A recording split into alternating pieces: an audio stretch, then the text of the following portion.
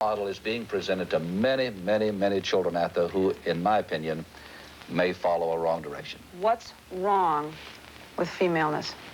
For a female, nothing whatsoever. For a male? For a male, there's nothing wrong with us being sensitive, if that is considered femaleness. Women couldn't vote in this country years ago. Thank God we're coming out of those extremes. Nothing wrong with a professional career for any woman who feels that is where she should go. But for a man to feel that not the macho and, as Ben described, the screaming, ranting trend towards violence in a fellow, but to be a man doesn't have anything wrong about it, and being a woman, totally. My wife is a very feminine woman, and I married her because that is exactly what I like, and yet she and I are equal partners, and she's a 50% partner in all we're doing.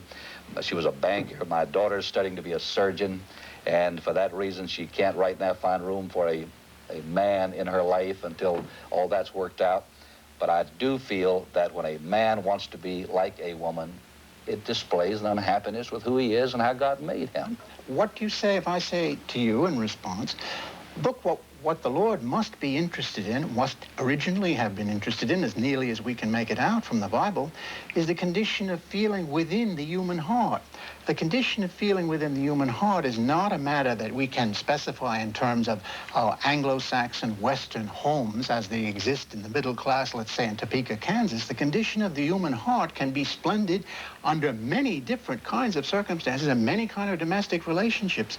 I think that it's implicit in what you're saying is a vision of the Lord God as an embracer of the middle-class American Midwestern home, and I don't believe it. I don't believe that either. I think that whether you live in China with 1 billion people, many who are hungry, or in an affluent society like the U.S., God meets people at the point of their need, and our relationship with God as a Christian through Jesus Christ brings joy and peace no matter who we are, what we have or don't have. I don't think moving out into outrageousness is a way of reacting to or responding to a bad beginning. Outrageousness is your word, not mine. My father was an agnostic, and his father before him an atheist. But that didn't mean that I had to be, and one day, believing the gospel, I became a Christian and began a new life. Well, let me then quickly go around here and ask you if you think in 20 years that men will be dressing more as women dress today and acting more as women do, or whether we will all pretty much look the way we do now. John Nesbitt? Well, I think in 20 years, if someone wants to dress that way, it'll be more okay than it is today. I think that's the direction we're going. Reverend Falwell? There will hopefully be a time when we grow out of the silliness of this attempt of people to be what they are not.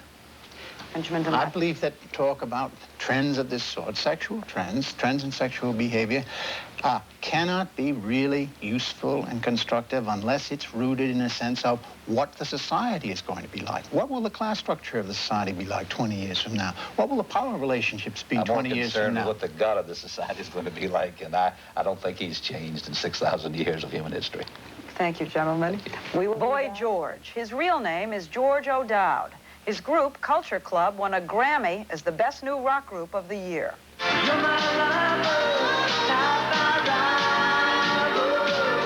He's 23 years old and says he's already made history. He talked to us recently at his London recording studio. 5 years ago, 6 years ago, I was dressing the same way and people didn't accept me. Now, because I'm a very famous person, people accept that I can look both male and female. But well, let me ask you, you don't think you became a success because of the way you look?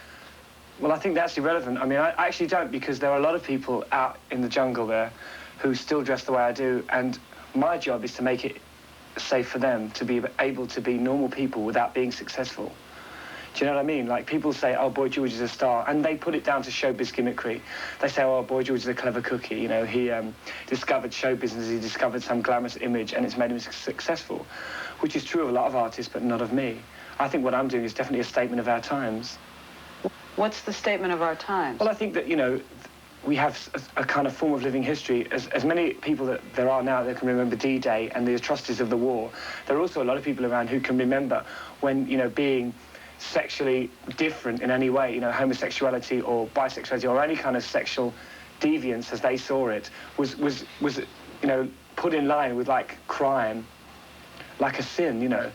And so really, there's still a lot to be done, I think. There's still a lot of kind of people around who need to have their minds changed. And I think that, you know, as much as like in the 1960s when people freaked out about the pill and, you know, the sexual revolution then, I think that the way I am now is a kind of statement of what's happening now, you know, is how much we've moved on.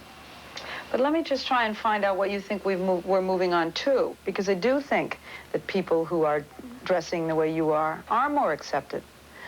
But why? Well, I think what we're, you know, if you live with black people, it becomes irrelevant that they're black, okay? And if you live with, like, sexual ambiguity and sort of what other people consider to be weird, if you live with it, it becomes normal.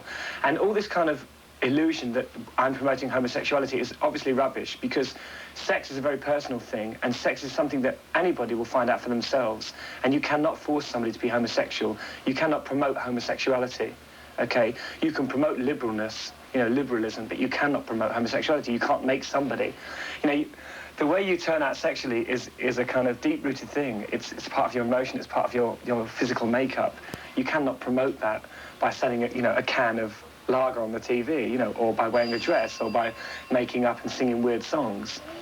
So I think that all that is an illusion. What I'm saying is that, you know, what I'm doing is promoting a new kind of attitude, a new kind of acceptance. I'm saying to people that, you know, doing your own thing is okay. It's not wrong. It's not harmful in any way. Is there something that you consider to be male and something that you consider to be female, or? I think there is, definitely, yeah. There's still divisions between men and women, which is a sad thing. I think that women in America are much tougher than women in England.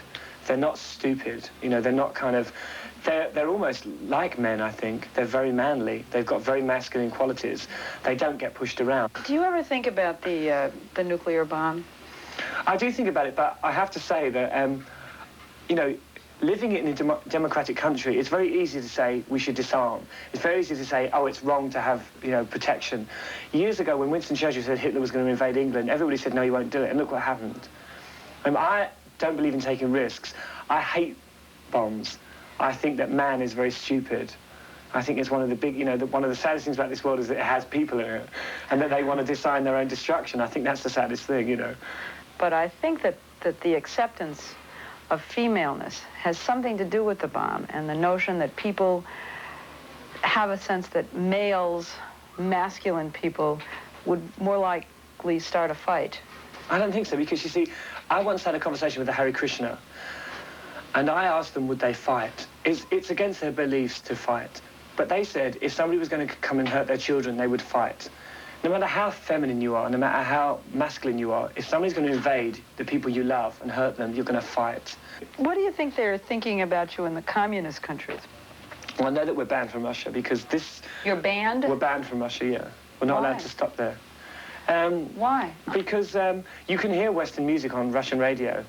And as far as I know, there are people who like Culture Club in Russia. And just of what... I mean, you can imagine the kind of damage that I would do if I went to Russia, because I would show them what's available.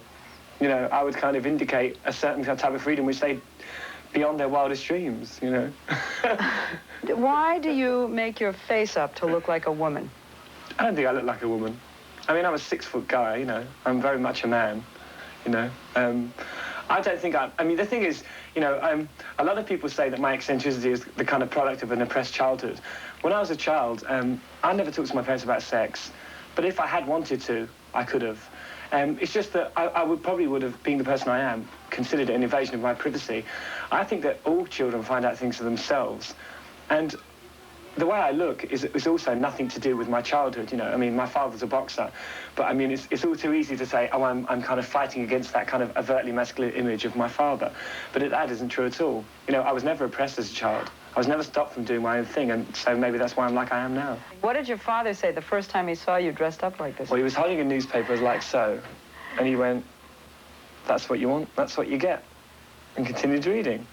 That was the end of that. You're kidding. No, he didn't scream and yell. But then, by the same token, when somebody black moved into the street, my father didn't suddenly pack up house and move out. You know, it was never... Like, when I was a kid, my father used to try and kind of feed me that kind of line about being a real man and everything. But I was quite a clever kid, you know, and I always knew that it wasn't true. I mean, I always knew that just because you punched somebody in the face, you weren't a real man, you know, or just because you kicked a football further than anybody else at school, that that you were a real man. I didn't believe that, and I still don't. What about American kids loads and loads of American kids think you're wonderful. What do you think you're touching in them? It's difficult to say, we were doing a press conference out in America, I think in Pittsburgh, and somebody from a local newspaper asked me the question, do you think you're promoting homosexuality? And there was a great big woman, like a trucker's wife, with a little girl who was dressed up just like me and a little boy. And she kind of stood up and she said, I don't think so. My kids are normal. And it was like, and also there was another program in America where a little girl of 13, she said, Boy George isn't telling women to be men or men to be women. He's just saying do your own thing. Boy George of Culture Club. We'll be right back.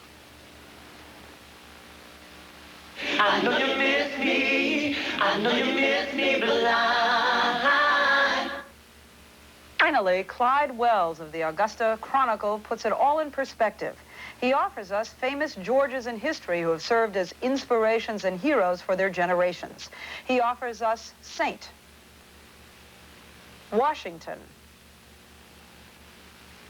Babe. His real name was George Herman Ruth, as you remember.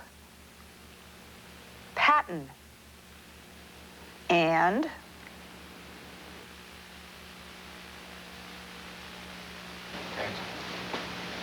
I'm Leslie Stahl. Have a good week. Face the Nation has been sponsored by Face the Nation with White House correspondent Leslie Stahl, was produced by CBS News, which is solely responsible for the selection of today's guests and topic. This broadcast originated from Washington, D.C.